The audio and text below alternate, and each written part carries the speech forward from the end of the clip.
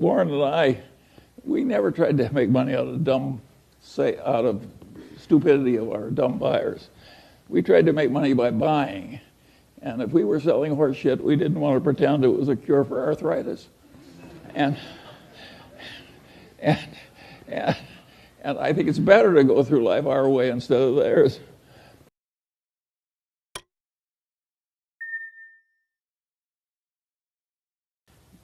If you take the modern world, where people are trying to teach you how to come in and trade actively in stocks, well, I regard that as roughly equivalent to trying to induce a bunch of young people to start off on heroin. It is really stupid. And when you're already rich, to make your money by encouraging people to get rich by trading. And then there are people on the TV, another wonderful place, and they say, I have this book that will teach you how to make 300% a year. And all you have to do is pay for shipping, and I will mail it to you. How likely is it that a person who had suddenly found a way to make 300% a year would be trying to sell books on the internet to you? And it's ridiculous. And yet, I've described modern commerce. And the people that do this all day think they're useful citizens.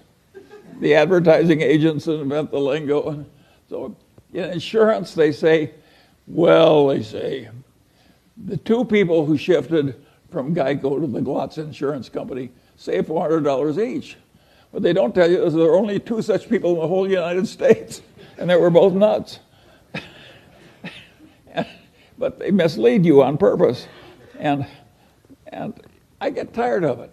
And I don't think it's right that we deliberately mislead people as much as we do. Let me tell you another story that I think is an interesting one about the modern life. But this goes back to a different time. And this man has this wonderful horse. And it's just a marvelous horse. It's got an easy gait and good looking and everything. It just works wonderfully. But also occasionally just gets so he's dangerous and vicious and causes enormous damage and trouble and breaks arms and legs for his rider and so on. And he goes to the vet and says, what can I do about this horse? And the vet says, that's a very easy problem and I'm glad to help you. He says, what should I do? And the man says, the next time your horse is behaving well, sell it.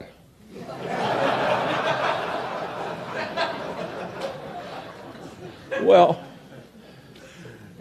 think of how immoral that is. And haven't I just described what private equity has to do? When private equity has to sell something that's really troublesome, they hire an investment banker. And what does the investment banker do? He makes a projection. You can't, I have never seen such expertise in my whole life as is created in making projections in investment banking. There is no business so lousy it can't get a wonderful projection. But is that a great way to make a living, to have phony projections and use it to make money out of people you look right into the eyes of? I would say no. And by and large, Warren and I, we never tried to make money out of stupidity of our dumb buyers. We tried to make money by buying. And if we were selling horse shit, we didn't want to pretend it was a cure for arthritis. And I think it's better to go through life our way instead of theirs. And I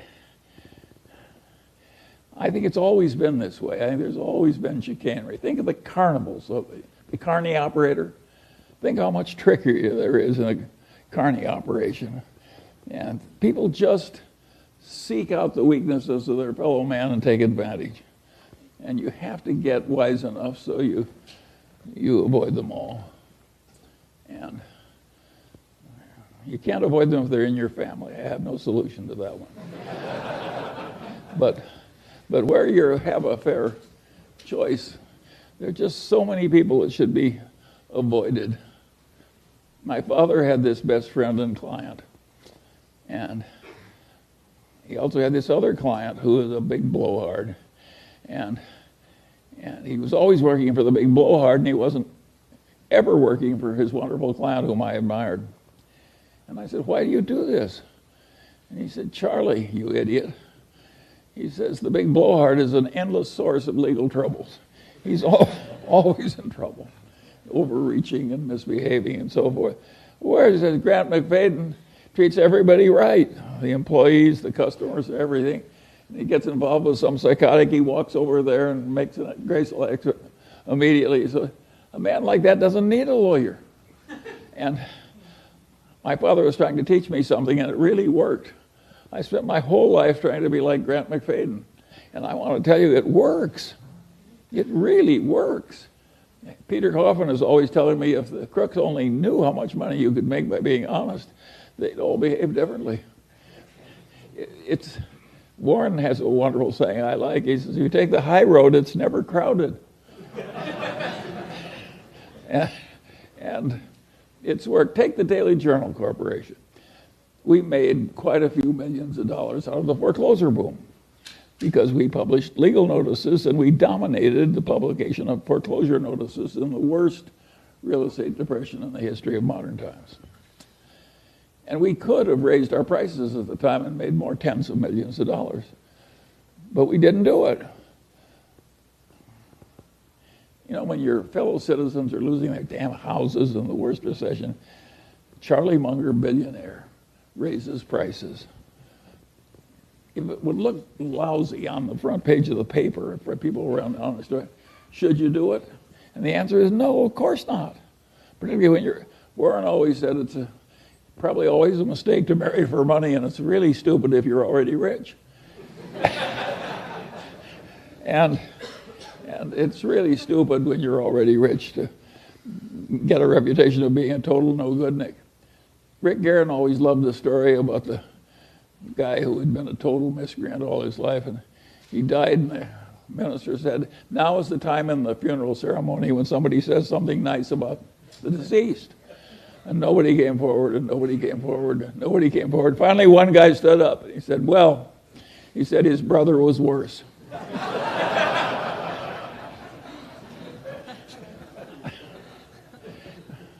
Well, you can laugh, but there are people like that. When Harry Cohn died here, the saying was everybody went to the funeral to make sure he was dead.